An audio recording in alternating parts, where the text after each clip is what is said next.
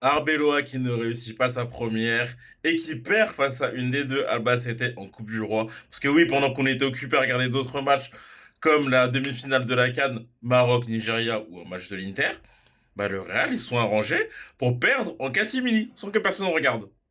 Et je pense entre nous que sa première sur le banc du Real ne pouvait pas plus mal se passer. Parce que là, en plus, ils viennent de virer du coup Xabi Alonso. Et là, au niveau du timing, c'est catastrophique. Il montre bien, en fait, que ce soit aux yeux du monde et aux yeux des supporters du Real eux-mêmes, que le problème, bah, c'était pas le coach. Le problème, ce sont les joueurs. Donc en montrant aux yeux du monde que le problème, il est très profond, surtout qu'il n'y avait pas Mbappé, hein, parce que tout le monde a l'habitude de taper sur Mbappé, et là, actuellement, bah, il n'était pas là hier, on peut pas taper sur lui, hein. Mais voilà le problème du Real, hein, c'est un milieu de terrain pas créatif, le départ de Kroos, il n'a pas vraiment été remplacé, et les problèmes se sont accumulés, hein. Les problèmes se sont vraiment accumulés.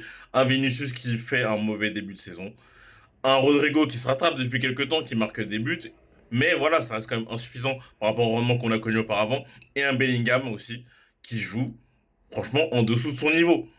Donc à un moment, il faut que les cadres, ils se remettent en question, et ils bossent.